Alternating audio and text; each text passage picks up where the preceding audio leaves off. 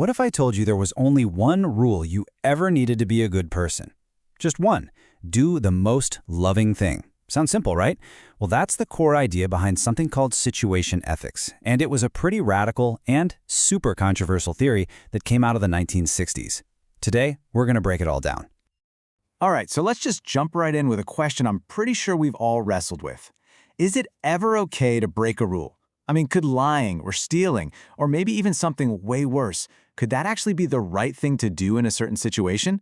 It feels wrong, but that's the exact messy dilemma that situation ethics tries to tackle head-on. So, to really get why this whole idea was such a big deal, you first have to understand what the world of ethics looked like at the time. It was basically a tug-of-war between two polar opposites, and situation ethics was trying to find a path right down the middle. Okay, so picture this. It's the 1960s. The swinging 60s, right? It's a time of huge social upheaval. People are questioning everything, especially authority. And right in the middle of all this, you've got this theologian, Joseph Fletcher, who looks around and basically says, you know what? These old-school, rigid moral rulebooks, they're just not cutting it for the modern world. So he went on a mission to find the real core of Christian ethics, the one thing that truly mattered. So, Fletcher saw the moral world as being stuck between a rock and a hard place. On one side, you've got what he called legalism. Think of it as a super strict, inflexible rulebook for every single thing in life. The good news? It's clear. The bad news? It totally falls apart when you face a new, unique situation it doesn't have a rule for. Then, on the complete other side of the spectrum, you have antinomianism. It literally means against law, and it's just total chaos, a free-for-all with no rules at all. So Fletcher's big question was, seriously, is this it? Isn't there a better way? And he believed the answer wasn't to write a new set of rules, but to throw out the rulebook idea entirely. He proposed a totally different approach, just one single guiding principle that could cut through all the noise and confusion. And that's where we get situation ethics. The idea is so simple, but it's incredibly powerful. He's saying, forget the 1,000-page rulebooks, forget the moral chaos. There is only one absolute good, just one law that ever matters. In any given situation, do the most loving thing possible. That's it. That's the whole system. Now, you're probably thinking, love? That's a bit vague, isn't it? But Fletcher was super specific here. He didn't mean love like in the movies or the love you have for your friends. He used the specific Greek word agape. Now, agape is this selfless, unconditional, expecting nothing back kind of love. It's all about the well-being of the other person. For Fletcher, that was the ultimate moral measuring stick. An action is only good if it results in the most agape. And this is where the theory gets, well, really radical. Fletcher didn't back down from the hardest possible questions. I mean, take this classic and, frankly, horrifying thought experiment. Imagine a family is hiding from murderers. Their little baby starts to cry. The cries will give them all away, and everyone will be killed. What is the most loving thing to do in that moment? It's a terrible question, but for a strict situationist, the answer, as tragic as it is to kill the one baby to save the rest of the family, because the baby would die anyway, along with everyone else. It's a shocking, brutal example, but man, it really shows you just how seriously this theory takes the situation part of its name. Okay, so how do you actually use this in the real world without it just becoming an excuse to do whatever you feel like?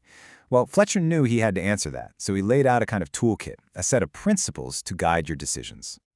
So, here's how you apply agape, according to Fletcher. First up, be pragmatic. Your decision has to be about what will actually work in the real world to produce the most loving result. No pie-in-the-sky ideas. Step 2, put people first. He was famous for quoting Jesus saying, "The Sabbath was made for man, not man for the Sabbath." In other words, rules are tools to help people. People shouldn't be slaves to the rules. Third, and yeah, this is probably the most controversial one, only the end justifies the means. If the outcome is the most loving one you can achieve, then whatever you had to do to get there is justified. And finally, number 4, you decide right there in the moment. Every situation is totally unique, so you can't rely on past decisions. It's a fresh call every time. Now, as you can probably imagine, telling people that the ends can justify the means and that all moral rules are basically up for grabs, yeah, that sparked some major debate. And the criticisms were pretty fierce. So the first big problem people had with this boils down to a pretty simple but really profound question. Can you really trust us, flawed human beings, with this much freedom? Is it a recipe for a better world or just total chaos? Fletcher, for his part, was a real optimist. He believed that humanity had come of age. He thought that modern, educated people were mature enough to be trusted with this kind of freedom to make loving choices. But his big critic, a guy named William Barclay, was not so sure. He basically said, hold on a second. He argued that we still need the crutch and protection of law. He warned that without perfect, selfless love, which most of us don't have, this kind of freedom just becomes a mask for our own selfishness. And the debate didn't stop there. It got pretty theological, too. The big question was, if Fletcher's whole theory tells you to set aside most of the Bible-specific laws and just focus on this one principle of love, well, can you even call it a Christian ethic anymore? See, Fletcher argued the Bible wasn't meant to be a legalistic rulebook. He saw it more as a source of powerful examples or paradigms, with love being the #1 most important theme. But more traditional thinkers, people who believe in sola scriptura, which just means the Bible alone is the ultimate authority, they pushed back hard. They said, you can't just pick and choose your favorite theme. They argued that other commands from God, like the call for justice, are just as important. They felt that by boiling everything down to just love, Fletcher was watering down Christian ethics until it was basically just generic, be nice to people advice. And that brings us to the final, and maybe the most powerful critique of them all. It's the subjectivity problem. Is the word love just too fuzzy, too personal to be a reliable guide for what's right and wrong?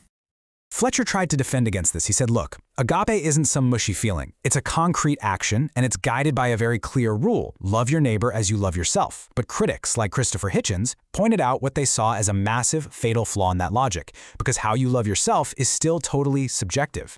And he used a really dark and powerful example. A Nazi in the 1940s might genuinely believe that if he were Jewish, he would want to be killed to preserve the purity of the Aryan race. So in his deeply twisted worldview, killing his Jewish neighbor could be framed as loving his neighbor as he loves himself. It's a horrifying thought, but it shows how that standard can be warped. And that really leaves us right back at the core unresolved problem, doesn't it?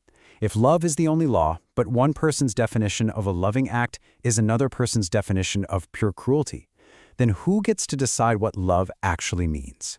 It's a huge question, and it really forces you to look at your own moral compass and ask yourself, can any single principle, no matter how good it sounds, ever really be enough to guide us through the complexities of life?